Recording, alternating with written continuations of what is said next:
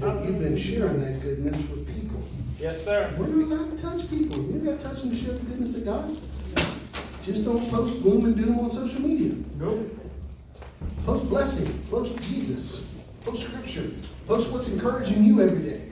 That's what we got to do. Yeah, That's right. I can see y'all aren't ready for that yet. I must not be that awake this morning.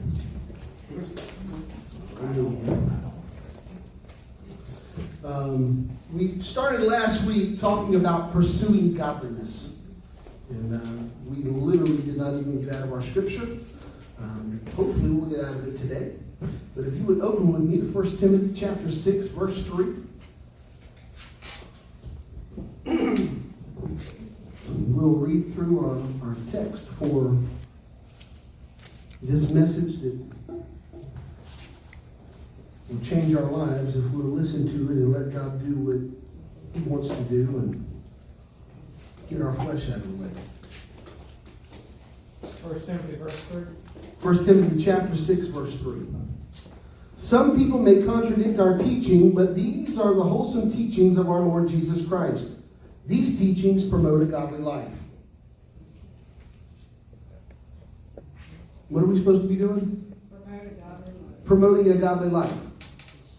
So in this day and age of social media and everything that we have the availability to do, what are we doing with our life? That really becomes the question for us. What are we really doing with our life? Are we promoting a life of godliness, or are we promoting a life of fear? Are we promoting a life of rebellion? What are we promoting with what we do? Because everywhere you go, you're giving off an impression to someone. What does that impression say? Does it say that I'm a believer in Jesus Christ, or does it say that I live in fear? Does it say that I'm just somebody walking on the earth that hopes to get to heaven one day? What does my life say? Anyone who teaches something different is arrogant and lacks understanding. Such a person has an unhealthy desire to quibble over the meanings of words.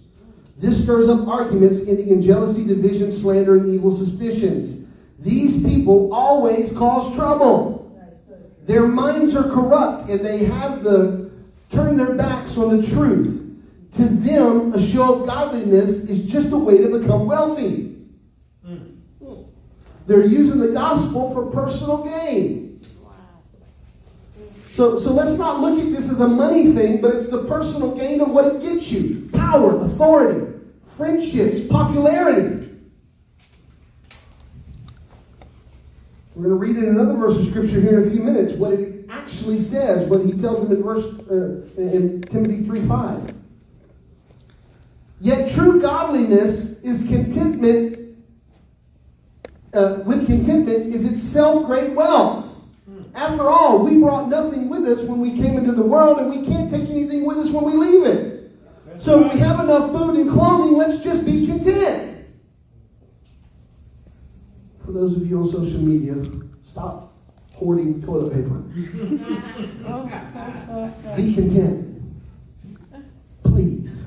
Other people need it. Verse 9. But people who long to be rich fall into temptations and are trapped by many foolish and harmful desires that plunge them into ruin and destruction. For the love of money is the root of all kinds of evil. The love of money is the root of all kinds of evil.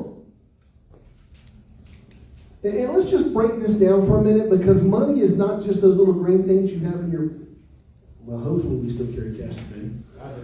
It's not just that little green paper you have in your wallet, or that little card that you scan, or that little app you have on your phone that you just stick it up to a thing and it pays. But it's also time.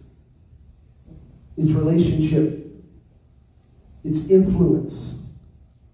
So this love of money is anything that can pay for something. So how do I pay for something? Because the earliest form of payment was bartering. I'll trade you this for that, because there was no money to exchange. So I grew corn, and you're making a wagon, and so I need a wagon to haul my corn, and you need corn to feed your family, so let's swap. So it goes far beyond just the money we have in our pockets. So I don't want us as believers to get hung up on the fact that when we're using the term money and we're using the term wealth here, that it's simply about these little pieces of paper that we have to pay for things. But it's about what we have to use to purchase something. Time, wisdom, emotion, relationship. All of those things can become some form of payment. And some people craving money have wandered from the true faith and pierced themselves with many sorrows. But you, Timothy, are a man of God. Look at your neighbor and tell him you're a man of God or a woman of God.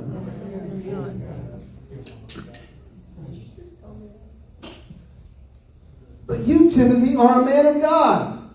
So walk from all of these evil things. You didn't say walk? No. Man. So stand still and watch all these evil things. He doesn't say collect these evil things, does he? He says run from all these evil things. Run. Kenny Rogers said it this way. You got to know when to hold them and know when to fold them. There's a time to run. Run away from evil. Don't stand there and think you're big and bad enough to take it on. Run from it. Stay away. Don't even allow it to have influence in your life.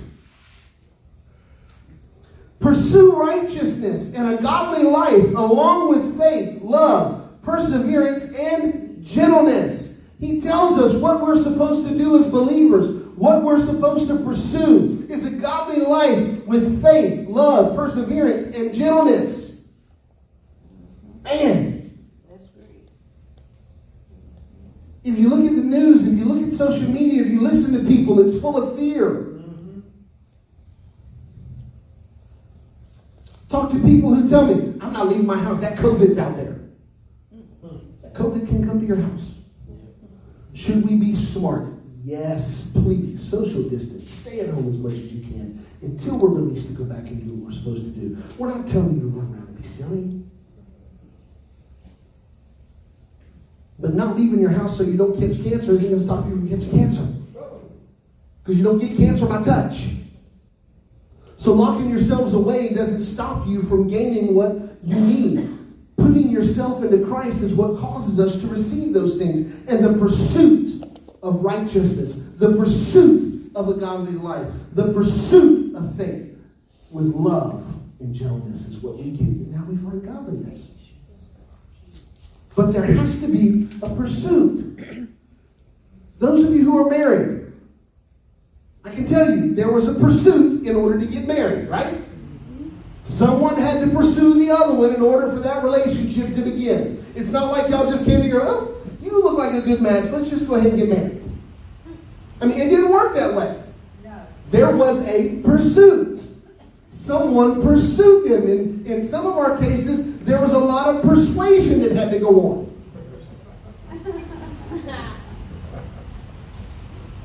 There was a lot of mind changing that had to go on too. I'm not that person. You have to love me for who I am.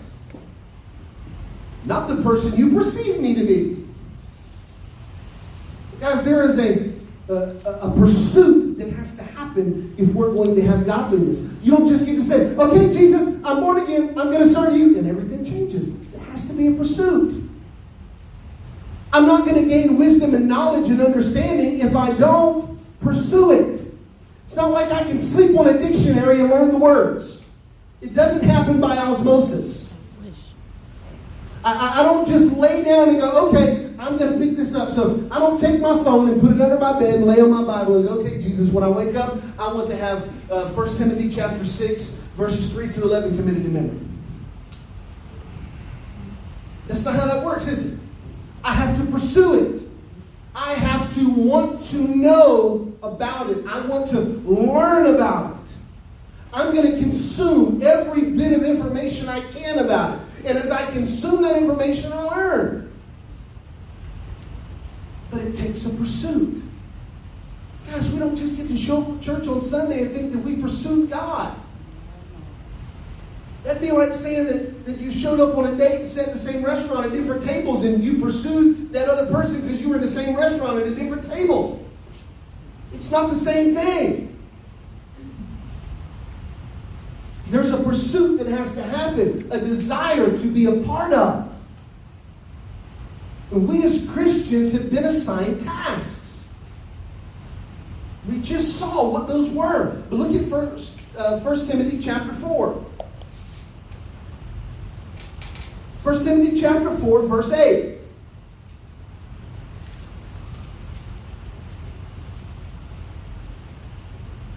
I'm really going to mess with some of our minds here.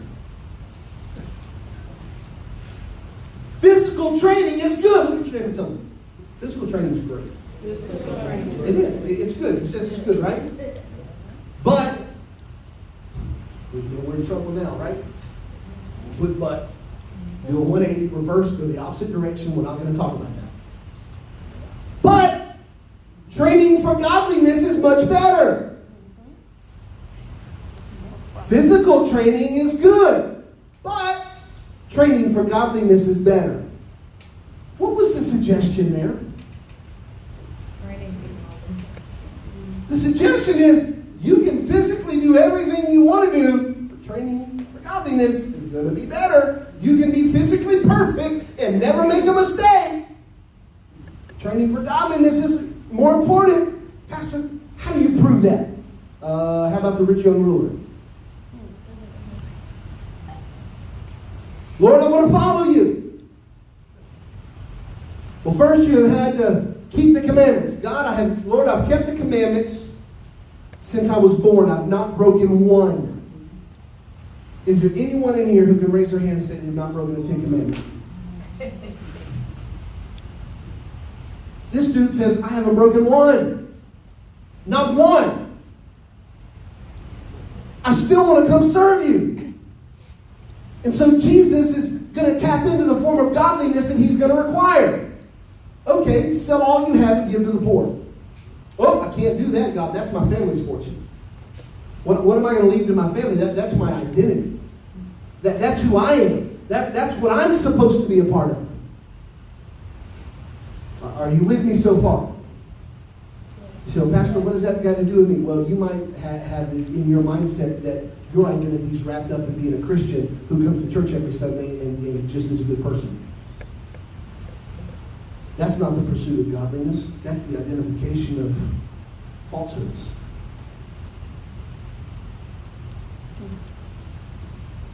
Just because I put on a police officer's uniform doesn't mean I'm a police officer. Just because I sit in a garage on a chair all night long doesn't mean I'm a car. It just means that I sat in a garage all night in a chair and I have something mentally wrong with me. You say, Pastor, that's kind of harsh. Well, it's the same thing that we have with all the believers who continue to come to church on Sundays and Wednesdays and when the doors are open and think that they're believers, but they leave here and don't have any form of godliness in their life. We've been given tasks, and the task is to pursue godliness. If we're not pursuing it, we're not going to do it.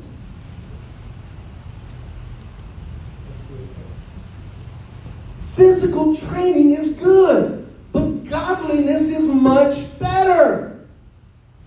Guys, I can physically train my body, but if I don't mentally prepare, I'm not ready.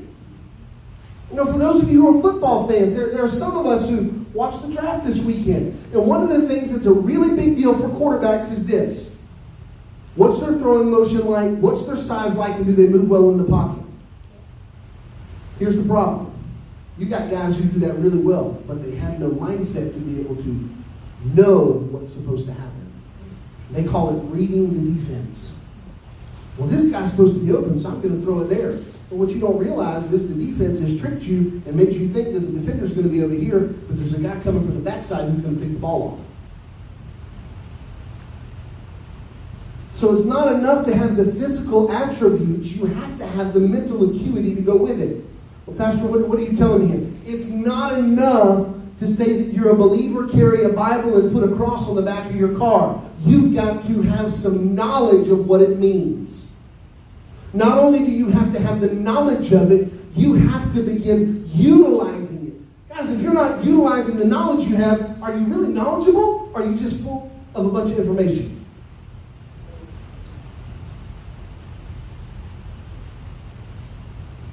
Unfortunately, some of us might have brown eyes even though they're green.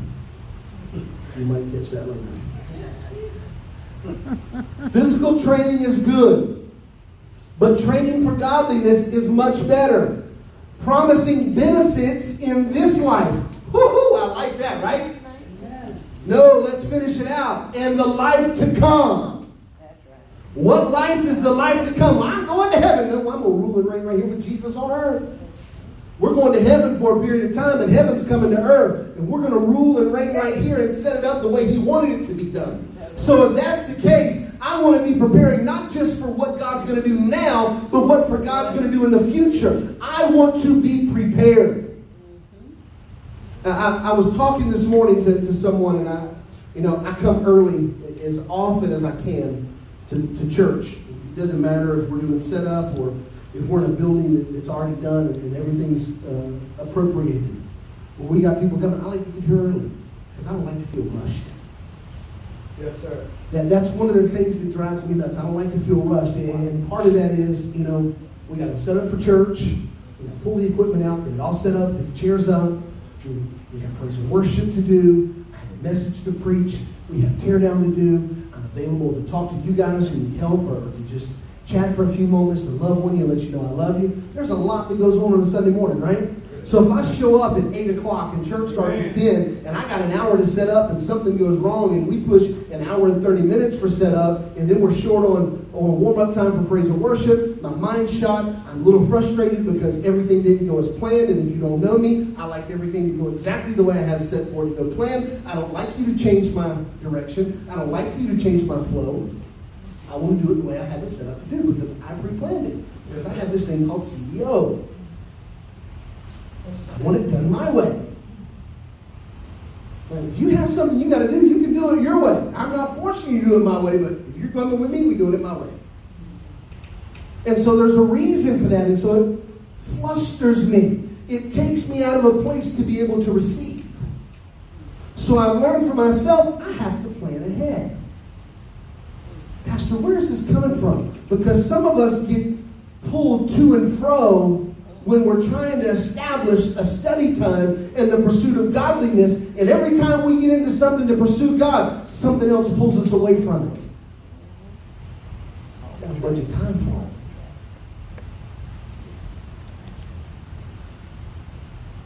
Well, Pastor, what do you do when you're sitting down and an emergency comes up? If it's an emergency, I deal with the emergency.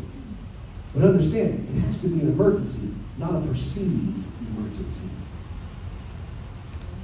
All right. Guys, I've shown up to church on a Sunday morning with 3 inches of water sitting in my house from a slab leak, and I just shut the water off and came to church. Yes, it did. Went home, pulled out shop vacs, and went to work. Well, Pastor, that's an emergency. God was an emergency. The pursuit of godliness was important to me. I wasn't even preaching that day. I was just an associate pastor. But it was more important for me to be at church than it was for me to be at home. And you know what? God took care of every need that I had during that time. I didn't miss one thing. Got the floor chipped up. Got the pipe fixed. 3 weeks later, we replumbed the entire house. Didn't have the money to do it. God provided it. Glory, hallelujah. Praise you, Jesus. Give him praise. Because there's a promising benefit in this life and the life to come. Because I was more concerned about being prepared for God than I was about being prepared for others.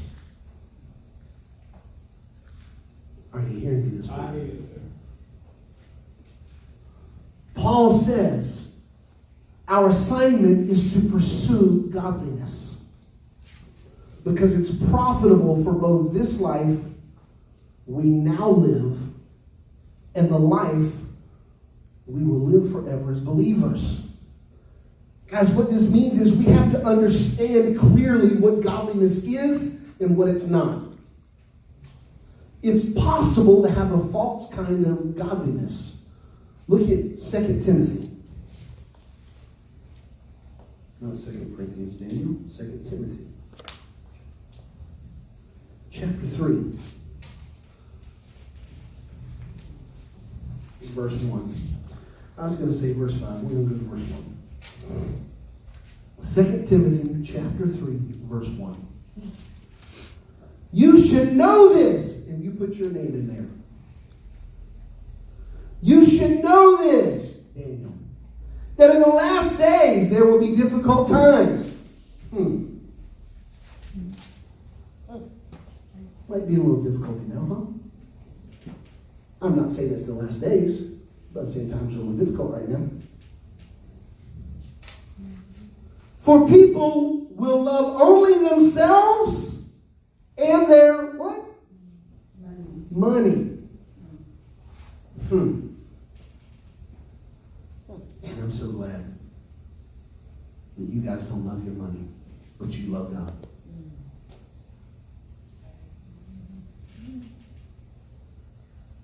They will be boastful and proud, scoffing at God, disobedient to their parents and ungrateful. Man, does that sound like a society we live in or not? Holy smokes. 10-year-old kids cussing out adults. 17-year-old kids talking to police, telling them they got no right to talk to them. And then posting it for the world to see. Wow.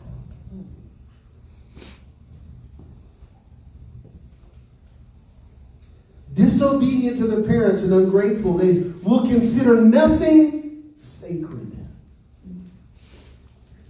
They will be unloving and unforgiving.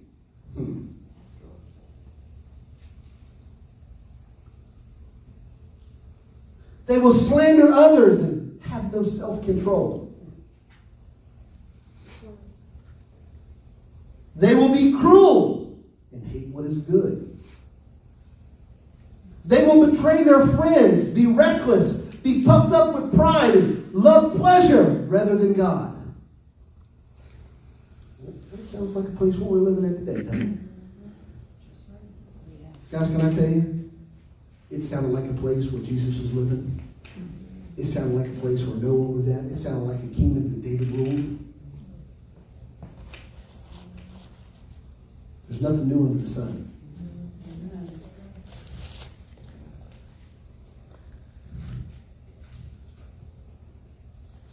Verse 5. They will act prestigious. No? Come on. They'll act holy. Doesn't say that, does it? You don't know why? Because you can't act holy. You have to be or not be. That's right. You can't act like a Christian. You have to either be one or not be one. If I'm a believer, I'm a believer. If I'm not, I'm not. There's no playing the role of that. Because at some point, your true self will come out. So you're either going to believe or you're not going to believe. You're either going to know that God's got you, or you're going to fall back into fear, knowing that you don't really believe that there's a God that's going to take care of you. So I either believe or I don't believe. I either have faith or I have fear. I'm either pursuing godliness or I'm pursuing self-interest. But there's no middle ground here. Well, Pastor, we live in gray areas today. No, this is black and white. You can take your gray and throw it off a cliff. Let it take a long walk off a short pier. It's black and white. The gospel is black and white. What God is requiring of us is black and white. There's no gray. There's the requirement of it, or there's the turning away from it.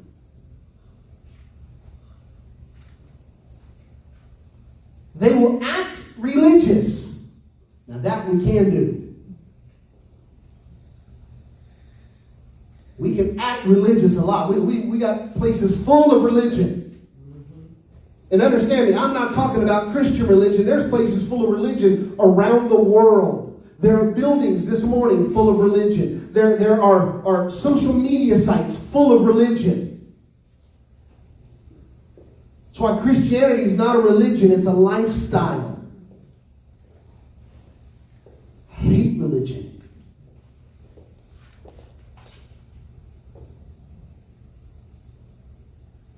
They will act religious, but they will reject the power that could make them godly. What separates us from them? Whether we accept the power of God or we reject it. Well, Pastor, what's the power of God? Well, what's the seed? Come on, TLC, what's the seed? The Word. So what's the power? The Word. Because we have to have faith. We can't have faith without hearing, and we can't have hearing without the Word. Are you following me? So if I have the Word, I have hearing, and I have faith, then what follows? Works. So my life proves what I believe.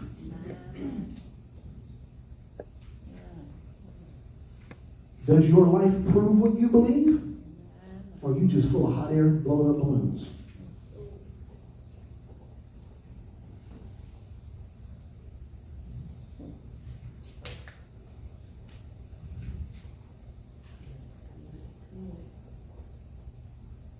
They will act religious, but they will reject the power that can make them godly. Stay away from people like that. The Apostle Paul told Timothy, the leader of the church, one of his leaders he left behind to lead for him. Stay away from people like that. Don't let them near you.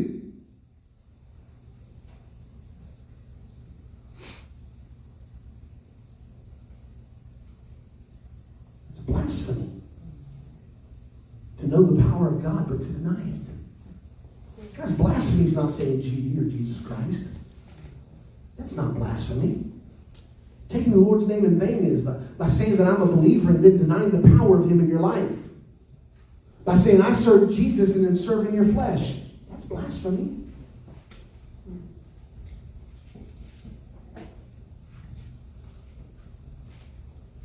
They will act religious, but they will reject the power that can make them godly. Stay away from those kind of people. Guys, it's crucial that we understand the difference between true godliness and its mere form. I can impersonate anybody.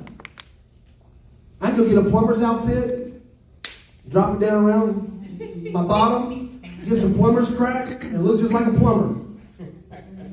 No offense to the plumbers. I'm just trying to make everybody laugh for a minute. It got real heavy there for a moment. I can impersonate a fireman by putting on a fireman's suit and walking around like I'm a fireman.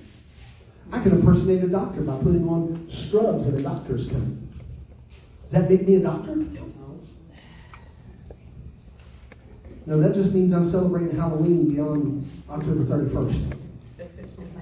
You know, unfortunately, we have too many people celebrating Halloween year-round because you're impersonating things you're not really. And as believers, the worst thing that we can do is be impersonating a believer because we're denying the power of God in our lives because we're refusing to pursue Him. The pursuit of a goal is a wonderful thing. But you have to pursue it in order for it to be a goal. It can't just be something that's there.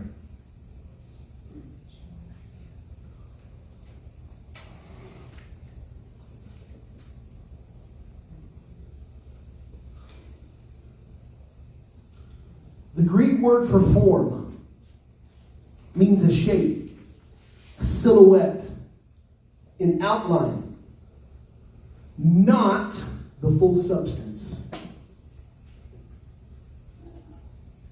The Greek word for form means a shape, a silhouette, or an outline, but not the full substance. So if I were to draw the outline of a human being, does that make it a human being? No, because there's no substance to it, right? Unlike Peter Pan, my shadow's not alive and doing its own thing. My shadow can only be where there's light. Mm-hmm. So if I have a shadow, if I have a silhouette, if I have something that appears to be, but there's no substance to it, it doesn't make it real. Unfortunately, at times in our lives, we have a silhouette of godliness, but no substance behind it. And we've got to be pursuing substance.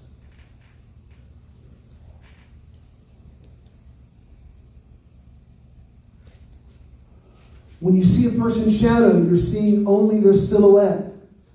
What this means for the issue of godliness is that it's possible to look the part of a godly person without having any reality. So I can look like a believer. I can look like a doctor. I can look like a police officer. I can look like a race car driver. I can look like a skateboarder. I can look like a surfer or a fisherman. I can look like a preacher. I can look like a businessman. I can look like a secretary.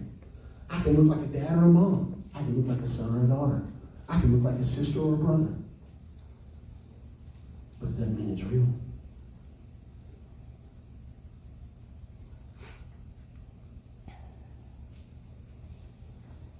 How do you know if you're looking at a shadow instead of the real thing? The Bible says the false godliness has no spiritual power attached to it. There's no power in it. Pastor, was it? There's no real belief.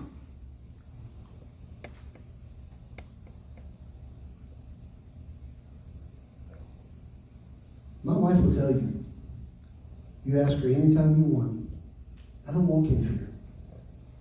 Yes. And I don't walk in fear not because I'm not afraid by nature. I don't walk in fear because I know my God's got me. I might not know where there's going to be an answer from, but I know where to look for it. Yes, sir. I might not know when it's going to come, but I know how to wait for it. Are you hearing me this morning? I have to wait for the answer with an expectant, praising heart, thanking God for what He's done and what He's going to do. Not with, oh, Jesus, when's it going to happen or I'm going to die?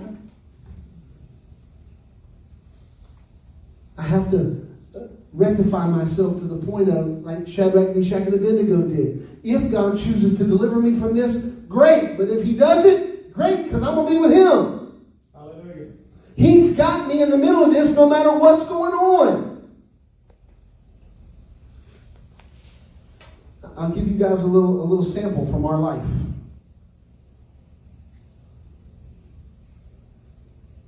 At the end of last year, I believe that God does things for His children that He doesn't do for other people. Not that He's a respecter of persons, I just believe that we have a covenant with Him. And some of you have heard the testimony, but I'll share it again for those of you who didn't hear it. We were renting a house. The owners decided not to renew the lease, but they didn't want to tell us until 3 weeks before the lease was up. Wow. 3 weeks. Now, a real estate agent was kind enough to give us a 2-week advantage on that. So we started looking. Guys, we went to put in applications on 7 different houses. 7! Wow. Every time we put in an application, 30 minutes before we did, someone else did. 30 minutes. Every time.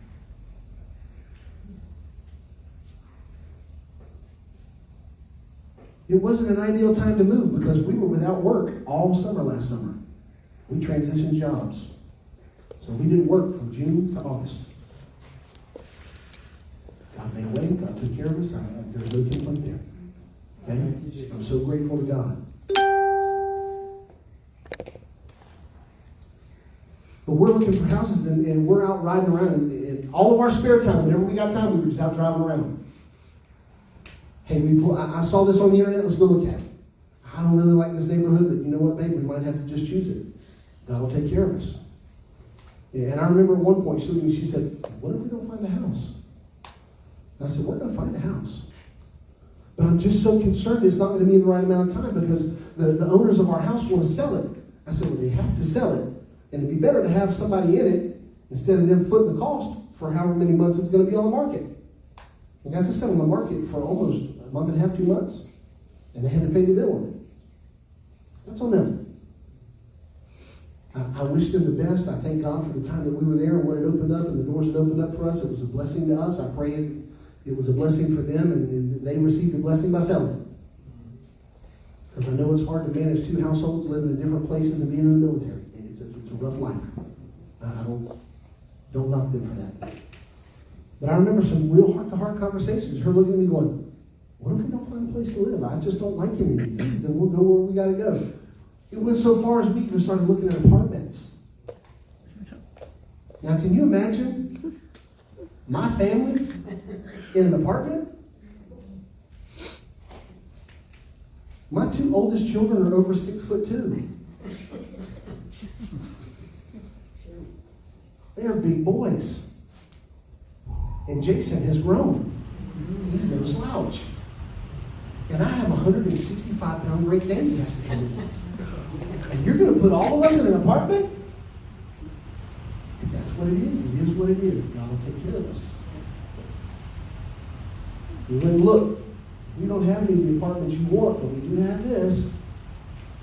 No, if it happens, it happens.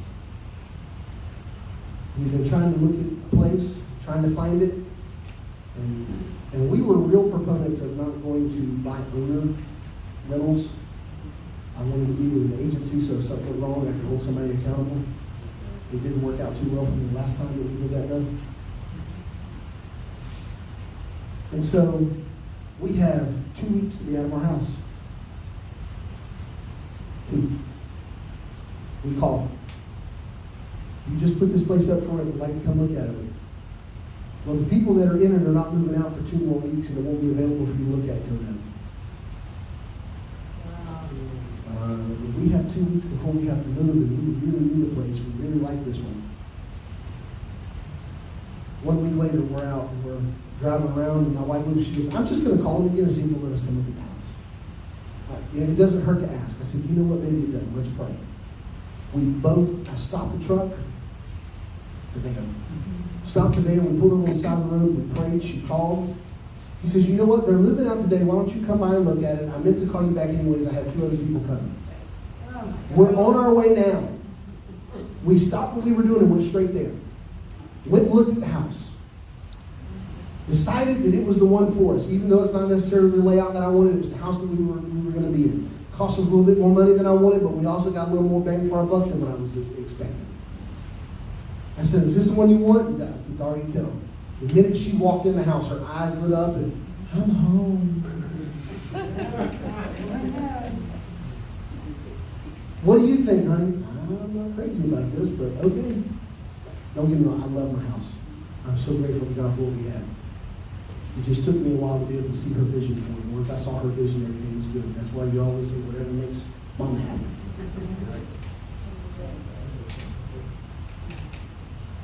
He said, if you can get me an application in with the application fee, you'll be first in line. As we're walking out the door, 3 other people are walking in, 3 other families. Now, mind you, the people that were in it were still there moving out. We went immediately home, filled out the application, called and said, hey, we can bring it to you tomorrow. That was a Saturday. Filled it out and brought it to him on Sunday after church. He said, well, what about 10 o'clock? I said, I can't be there until at least 1. We have church in the morning. So we dropped it off, and he goes, I like you. You go to church, you educate children, I have a good feeling about you. Ran the thing. He said, you'll hear from me Thursday. Tuesday, we're in school. We get a text. You got the house. I'm going to my break, and as I'm going to my break, she's coming out of her room with somebody watching it. We got the house! In the middle of the hallway, screaming and shouting. Guys, there was no way that should have just worked out. Favor of God. That's the favor of God. That's the trusting and knowing. Not at one point was I ever in fear that my family was going to be living on the street.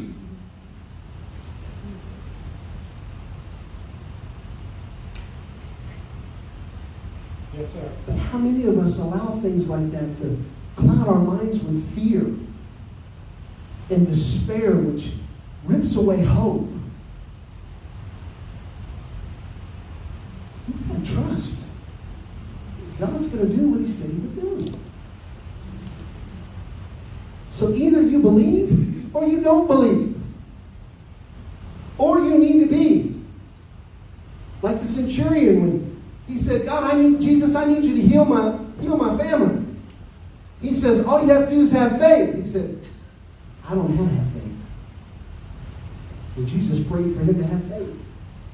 And then his family was whole.